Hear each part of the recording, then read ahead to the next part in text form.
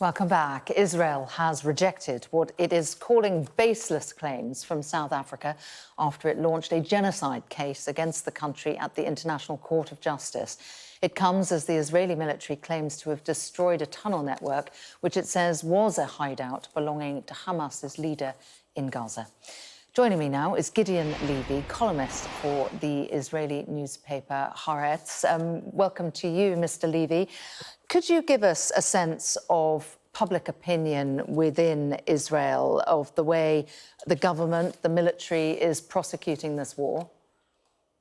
We still face an overall support in Israel for continuing the war.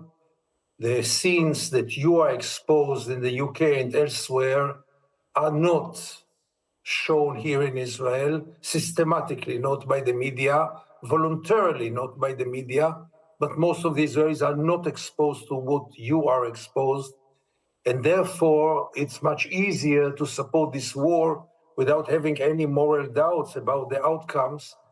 And what you can see in the international networks or in networks like yours is so horrifying that you really ask yourself for how long and how long will this support go on? Because the support, no critic about this war, no question marks, no resistance, no opposition, nothing.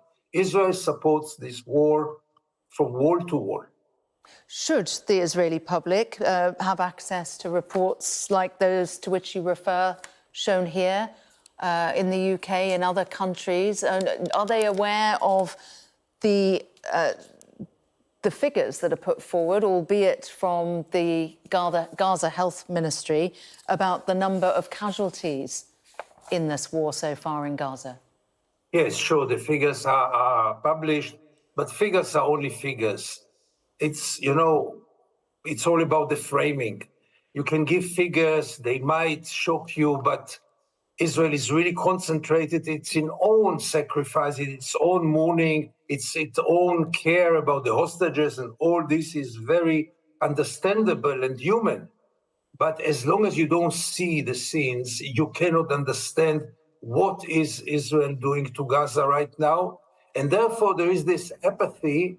And more than this, you know that even to pay some kind of empathy with Gaza, with the pain of Gaza, solidarity with Gaza is almost criminal now in Israel, and you might be taken to court and to justice.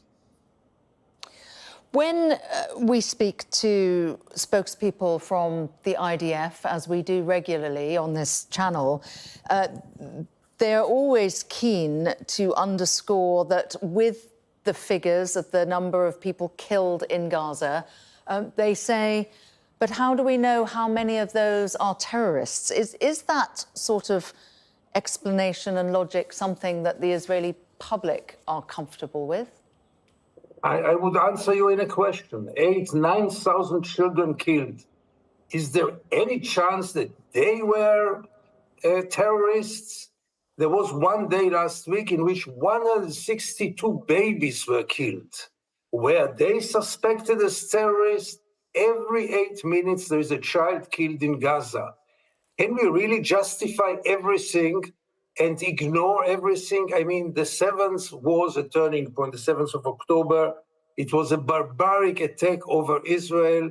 But this does not mean that now Israel has the right to do whatever it wants. And, there are terrorists killed, no doubt about it. And there was a need to do something. Obviously, every country has its own right to protect itself. But there should be also some limits, and I don't see those limits implemented in Israel. It sounds, the position that you're taking is much more nuanced than the position taken by many of the spokespeople that we speak to from either the government in Israel or indeed from the military. Has there been pressure on the lines that you take in your reporting? No, I must say that as a privileged Jew in Israel, I gain all the freedom that I can expect. The street doesn't like me. The social media obviously doesn't like me. You wouldn't like to see my social media, what I get there, the garbage that I get. But I feel totally free, and above all, totally safe. I'm not the story, really not. But what I must say in this context is that many of my friends, the leftists, changed in this war, even them. So you become more and more lonely. That's unprecedented. I don't remember a war in which so little critics was heard, so little critics was legitimate. And Mr. Levy, what about the stated position from some representatives? I'm thinking particularly here the UK ambassador to the Israeli ambassador here in the UK, that Israel is not looking for a two-state solution. What is the public support for that? It's off the table, totally off the table. Israel avoided under Netanyahu any discussion about the future, any discussion. Netanyahu himself doesn't believe in any kind of settlement with the Palestinians, and public opinion lost interest. I mean, our lives is very good in Israel. Why would we bother about what's going on in the West Bank? Anyhow, we hardly go there. They don't bother us. We don't bother them, so we think. And the issue is not on the table at all. And above all, I am afraid to tell you that the two-state solution is really only in the minds of all kinds of European and American politicians. It is so far-fetched to talk about it now when there is neither an Israeli partner and hardly a Palestinian partner. And above all, there is no room for Palestinian state with 700,000 settlers. What kind of Palestinian state will it be exactly? Yeah, it doesn't. It paints a very dire picture, doesn't it, for the future of people in Gaza? And I just wanted to ask you as well about a story in Israel's newspapers about a teenager, 18 years old, who's conscientiously objected to going to fight for the IDF because of what's happened on October the 7th. He's being sent to prison. What is the public reaction to that? First of all, it's a very marginal story in Israel, because the media always marginalize the refuseniks, and they are also very small in numbers. We have to realize that most of the Israeli young people are very happy to go to serve the army, are very happy to serve in Gaza now. You hear the soldiers, they are all very convinced that they are doing the right thing. There are almost no cases, except of the case that you just mentioned, no cases of refusal, which tells you also a story about Israeli society and Israelis' values. And where does this end?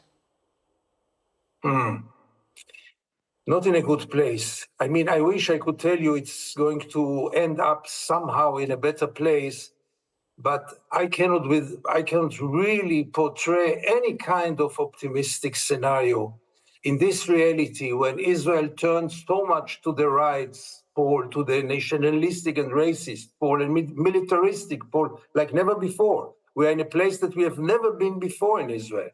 When Hamas is not weaker now, and politically Hamas is today stronger than it was. Military, obviously not, but politically, look at the polls in the West Bank. They are the leading power right now in the polls. So where can you go from here if the only language is the language of weapons and killings and war and conquering? How can you get out of it? What will those generations of Gaza children who are left now without parents, without homes, without anything, they will make peace with Israel? I mean, this will be their heritage. So I'm very worried about the future. And even for the long run, it doesn't seem very promising. Gideon Levy, thank you for taking the time to talk to us on Sky News. Thank you for having me.